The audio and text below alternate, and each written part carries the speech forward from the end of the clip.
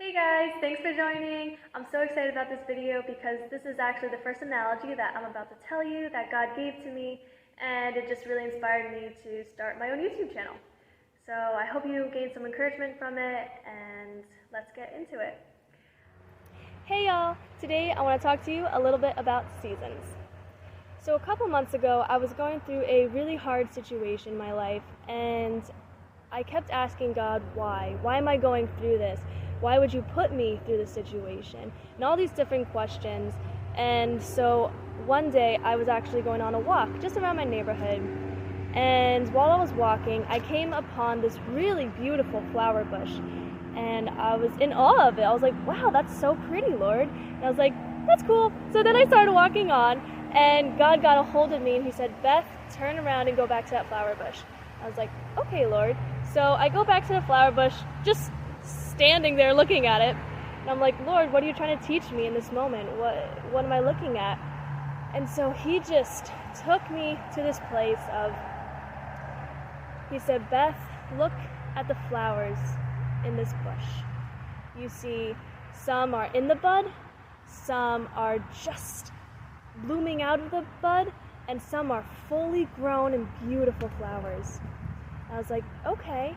And the Lord kept pressing on me. He's like, throughout all the different seasons that this flower is going through, it's blooming. And he was saying to me, he's like, when it's in its bud, when it's coming out of its bud, you must know that the flower has gone through seasons of drought, seasons of thunderstorms and hard winds and probably hail smacking against it. But through all that, that flower has endured that, and it's got stronger, and now it's a beautiful blossoming flower. And I started to get emotional because it just led me to where I was at that moment. And even though I was going through a really hard time in my life, God was preparing me for something greater. He was making me stronger through that hardship.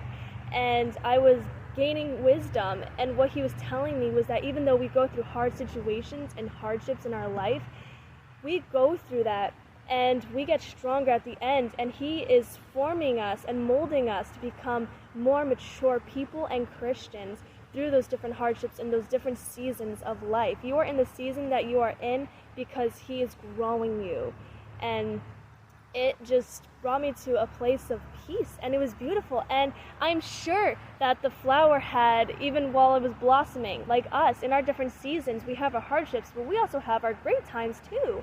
We have days of beautiful sun, and just soaking in that nutrients.